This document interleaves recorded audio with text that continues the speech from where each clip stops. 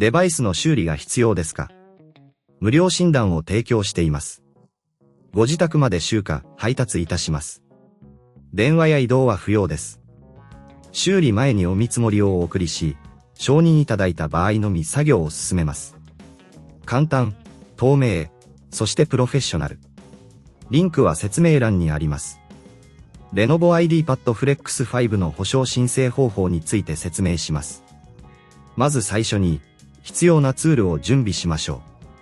必要な工具は、プラスドライバー、トルクスドライバー、そして静電気防止用のリストバンドです。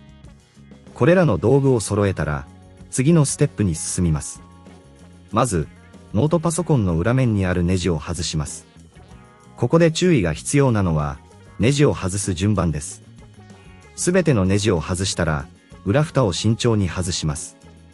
この時、周囲に静電気がないことを確認し、部品を傷つけないようにしましょう。裏蓋を開けたら、内部のクリーニングを行います。ホコリやゴミが内部に溜まっていると、パフォーマンスに影響を与えることがあります。柔らかいブラシやエアダスターを使って、内部の清掃を行ってください。もし、自分で作業するのが難しいと感じた場合は、義務のない専門診断を提供していますので、ぜひご利用ください。専門の技術者が問題を診断し、最適な解決策を提案します。次に、保証申請のための書類を準備します。購入証明書や保証書が必要です。これらの書類をスキャンまたは写真に撮り、デジタルコピーを準備しましょう。書類が準備できたら、Lenovoの公式サポートサイトにアクセスします。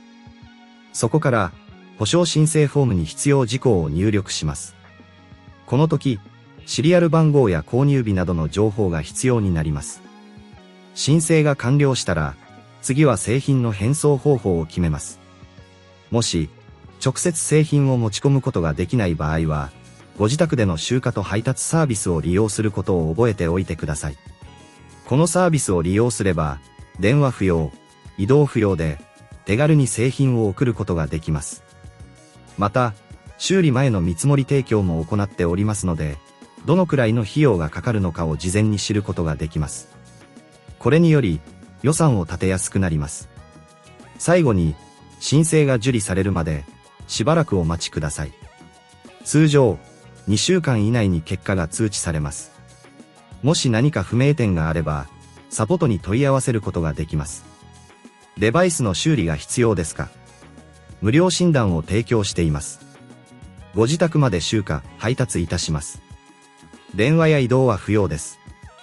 修理前にお見積もりをお送りし、承認いただいた場合のみ作業を進めます。簡単、透明、そしてプロフェッショナル。